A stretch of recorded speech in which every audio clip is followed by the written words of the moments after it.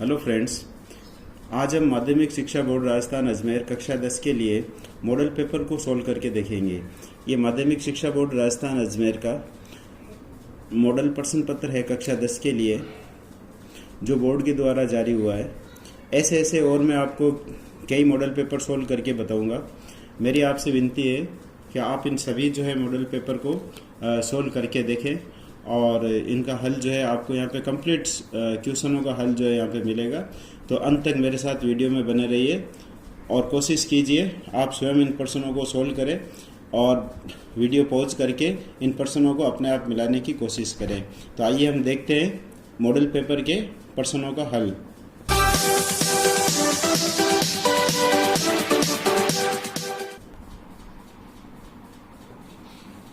जैसा कि आपको पता है, इस बार आपका जो मैथ्स का पेपर होगा उसमें कुल जो है 5 भाग होंगे। 5 पार्ट के अंदर जो है पेपर आपका बंटा हुआ होगा। खंड ए जो है ए पार्ट, जिसके अंदर प्रश्न नंबर 1 जो है उसमें भी आपके 10 प्रश्न रहेंगे। वो 10 प्रश्न जो है ऑब्जेक्टिव टाइप के होंगे और प्रत्येक प्रश्न जो है 1-1 अंक का होगा। उसके बाद में प्रश्न नंबर 2 से 11 तक जो है वो शॉर्ट आंसर रहेंगे। उसमें बिल्कुल जो है एक शब्द के अंदर जो है आपको आंसर देना होगा, एक शब्दों में या जो है बहुत कम शब्दों में आपको आंसर देना होगा। वो भी आपके जो है 1 नंबर का प्रश्न रहेगा। इसका अर्थ ये हुआ कुल जो है 20 नंबर के जो है ये प्रश्न हो गए, आपके 20 प्रश्न हो गए और आपके 20 नंबर हो गए, प्रत्येक जो है 1 नंबर का हो गया। उसके बाद में जो बी पार्ट है आपका खंड ब जो है उसमें प्रश्न नंबर 12 से 19 तक जो है वो रहेंगे। टोटल जो है 8 प्रश्न हो गए और 8 प्रश्न जो है 2-2 नंबर के रहेंगे। इसका मतलब 16 अंक जो है आपके बी पार्ट के हो गए।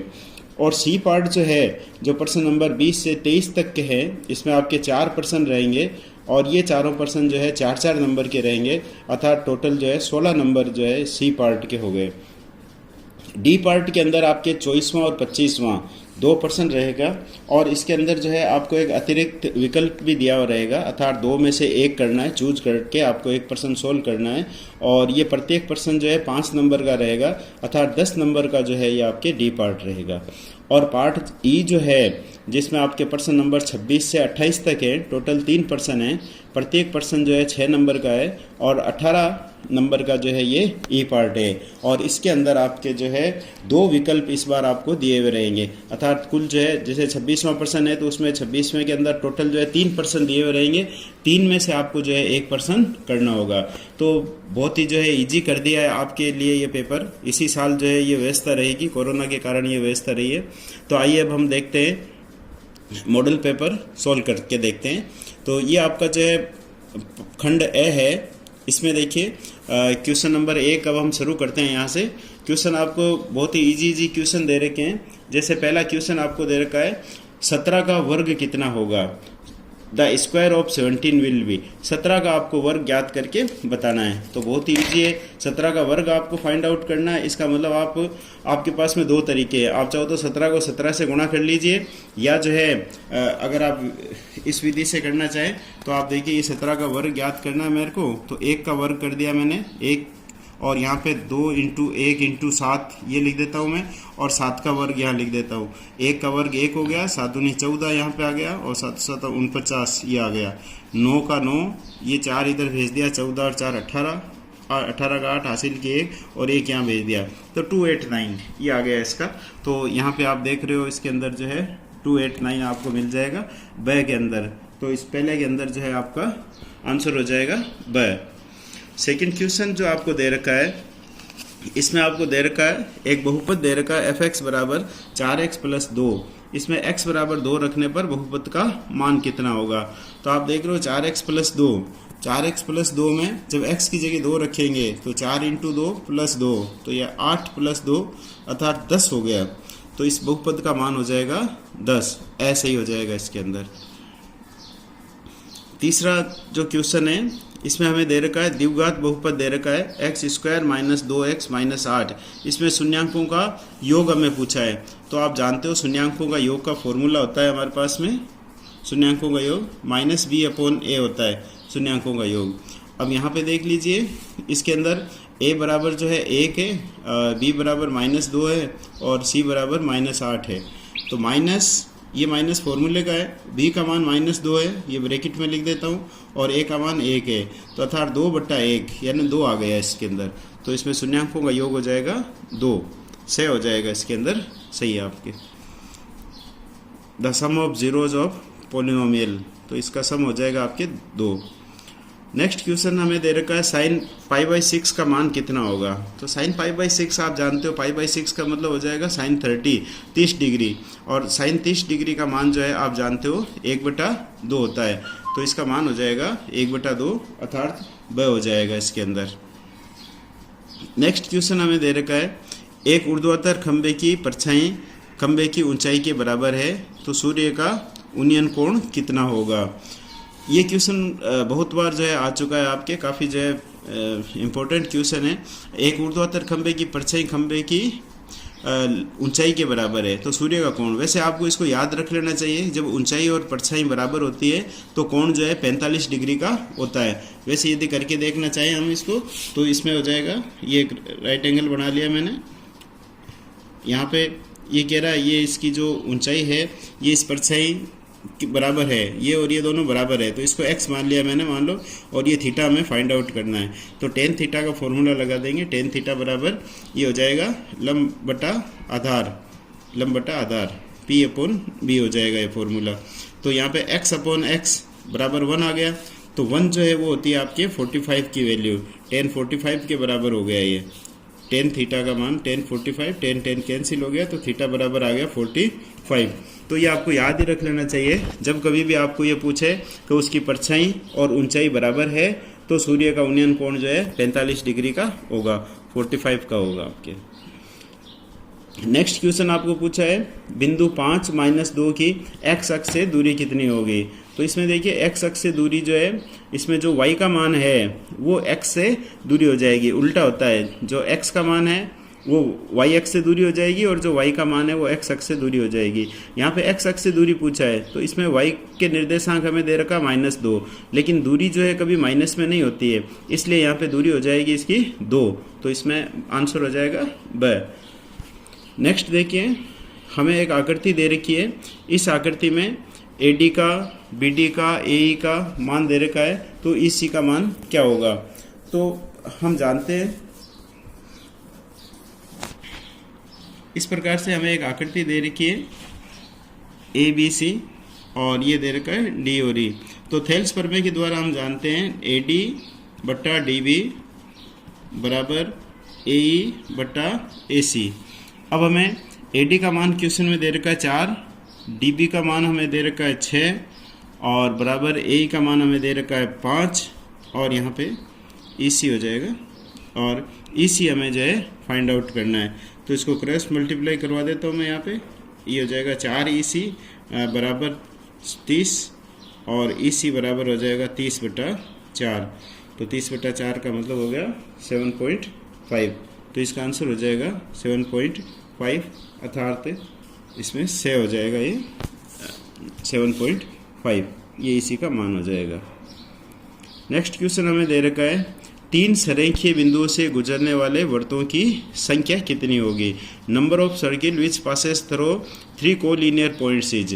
देखिए 3 संरेखीय बिंदु का मतलब होता है एक ही रेखा के अंदर, अगर मेरे पास में एक ही लाइन के अंदर 3 बिंदु है तो इन तीनों में से होकर के कोई भी वृत्त नहीं गुजर सकता। अगर तीनों बिंदु एक लाइन में है तो कोई एक वृत्त ऐसा नहीं हो सकता जो तीनों को छूता हुआ निकले, इसलिए 3 संरेखीय बिंदुओं से गुजरने वाले वृत्तों की संख्या जो है 0 हो जाएगी, इसमें एक भी वृत्त नहीं बनेगा।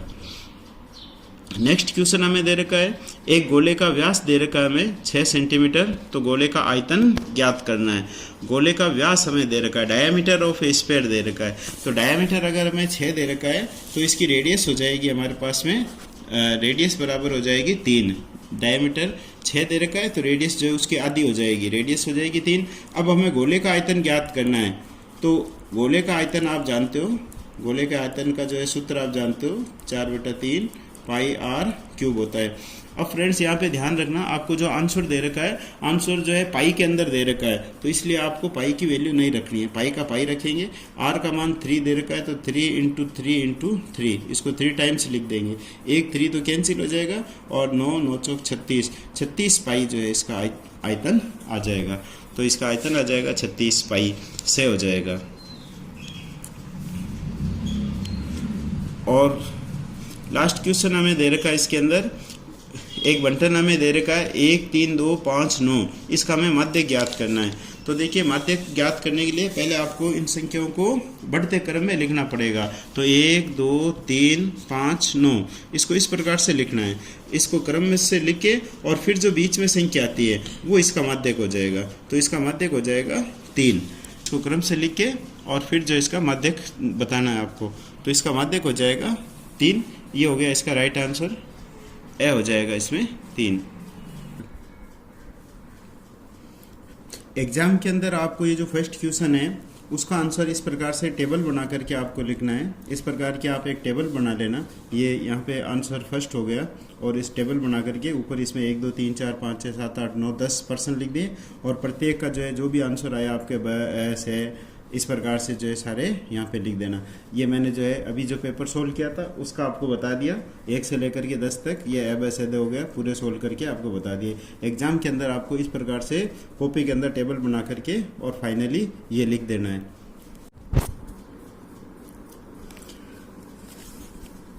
अब हम नेक्स्ट क्वेश्चन देखते हैं। सेकंड क्वेश्चन आपको दे रखा है, सूत्र निखिलम का प्रयोग कर 105 का वर्ग ज्ञात कीजिए। हमें स्क्वायर फाइंड आउट करना है 105 का सूत्र निखिलम के द्वारा। तो आप जानते हो सूत्र निखिलम का फॉर्मूला होता है। सेकंड क्वेश्चन, निखिलम का फॉर्मूला आप जानते हो, संख्या प्लस विचलन ऑब्लिक विचलन का स्क्वायर। तो 105 का हमें ज्ञात करना है, इसका विचलन जो है 5 हो जाएगा। तो 105 प्लस 5 ऑब्लिक 5 का स्क्वायर, तो ये हो गया 110, और 5 का हो गया 25, तो ये इसका वर्ग हो गया 110 25। नेक्स्ट आप क्वेश्चन नंबर 3 हमें दे रखा है, 12 का घनफल सूत्र निखिलम से ज्ञात कीजिए। हमें इसका जो है क्यूब करना है 12 का सूत्र घनफल हमें ज्ञात करना है सूत्र निखिलम के द्वारा। तो आप इसका सूत्र जानते हो, सूत्र होता है इसका संख्या प्लस 2 इंटू विचलन ऑब्लिक 3 इंटू विचलन का स्क्वायर ऑब्लिक विचलन का क्यूब। तो यहाँ पे हमें संख्या दे रखी है जैसे 12 प्लस 2 इंटू विचलन हो गया इसमें 2, 3 इंटू विचलन स्क्वायर, मतलब हमें विचलन को 2 बार लिखना है, और विचलन क्यूब मतलब विचलन को हमें 3 बार लिखना है। तो इसका मान हो गया हमारे पास में 4 और 12 16 हो गया, ये टोटल ये हो गया 6 6 दूनी 12, और 2 का क्यूब हो गया हमारे पास में 8। अब प्रत्येक में से 8 रखते हुए हमें आंसर निकालना है। 8 12 का 2 आ गया, हासिल की 1 यहाँ भेज दीजिए, तो ये हो गया 1728। तो इस प्रकार से 12 का क्यूब हो जाएगा 1728 निखिलम के द्वारा। क्वेश्चन नंबर 4 हमें दे रखा है, देखिए यहाँ पे हमें दे रखा है एक समांतर श्रेणी दे रखी है 6 9 12 15, इसका हमें 7वां पद ज्ञात करना है। Find the 7th term of the AP 6 9 12 15, ये हमें दे रखी है। तो देखिए हमें दे रखी है यहाँ पे 6 9 12, ये एक AP दे रखी है। तो इसमें हमें जो प्रथम पद है वो A का मान हो गया हमारे पास में 6, और जो D है सार्वंतर उसका मान हो गया 9 में से 6 घटाएंगे हम, यहाँ पे 9 में से 6 घटाया मैंने, तो यहाँ बच गया 3। और जो हमें ज्ञात करना है N, वो है 7वां पद, तो 7th जो है N बराबर हो गया 7। अब आप फॉर्मूला जानते हो, AN बराबर होता है A plus N minus 1 into D। तो देखिए A का मान यहाँ पे 6 हो गया, N का मान 7 रख दिया मैंने, और D का मान यहाँ पे 3 रख दिया। तो अब इसको सोल्व कर लेते हैं। 6 आ गया, 7 में से 1 गया 6 को 3 से गुना कर लीजिए, 6 3 18, और 18 और 6 24। तो यहाँ पे इसका मान आ जाएगा 7th जो पद है वो हो जाएगा इसमें 24। आगे देखिए क्वेश्चन नंबर 5 हमें दे रखा है, 2 खिलाड़ी हमें दे रखे हैं, राम और श्याम। वो शतरंज खेलते हैं, और राम के द्वारा जो है मैच जीतने की प्रायिकता 4/5 है, तो श्याम के जीतने की प्रायिकता क्या होगी। तो देखिए, श्याम के जीतने की प्रायिकता अर्थात राम के मैच हारने की प्रायिकता, तो आप जानते हो कि पी ई डैश बराबर होता है 1 माइनस पी ई, ये एक फॉर्मूला होता है। तो इसमें हम 1 माइनस पी ई का मान हमें दे रखा है 4/5, तो इसको हम घटा देंगे, इसका एलसीएम ले लिया मैंने 5, तो यहाँ पे आ जाएगा 5 माइनस 4 बराबर 1/5। तो शाम के मैच जीतने की जो प्रायिकता होगी वो 1/5 होगी। नेक्स्ट क्वेश्चन देखिए, यहाँ पे हमें दे रखा है क्वेश्चन नंबर 6 हमें दे रखा है, एक पासे की एक फेंक में अभाज्य संख्या आने की प्रायिकता ज्ञात कीजिए। तो फ्रेंड्स, आप जानते हो पासे के अंदर जो है टोटल जो है 6 जो है होती है घटनाएं, और उसमें से अभाज्य जो अंक होते हैं वो अभाज्य अंक जो है एक तो 2 होता है उसके अंदर, और एक 3 और एक 5, ये 3 जो है उसमें अभाज्य अंक होते हैं। याद रखना, एक जो है वो अभाज्य नहीं होता है, एक ना तो भाज्य होता है ना अभाज्य होता है, तो एक को हम इसके अंदर काउंट नहीं करेंगे। तो 2, 3 और 5 ये 3 अंक जो है अभाज्य हो गए, तो हमारे पास में इसकी प्रायिकता हो जाएगी 3/6। टोटल नंबर 6 है और इसमें से जो है हमारे अनुकूल घटनाएं 3 हो गई, तो 3/6 या 1/2 ये इसका राइट आंसर हो जाएगा। एक पासे में जो है अभाज्य संख्या आने की प्रायिकता हो जाएगी 1/2। आगे नेक्स्ट क्वेश्चन हमें दे रखा है क्वेश्चन नंबर 7। क्वेश्चन नंबर 7 हमें दे रखा है, रोग दृष्टि दूरी का समीकरण लिखिए। तो रोग दृष्टि दूरी का हो जाएगा फॉर्मूला आपके, रोग दृष्टि दूरी बराबर ये हो जाएगा आपके प्रतिक्रिया दूरी प्लस अवरोध दूरी अर्थात stop distance equal to reaction distance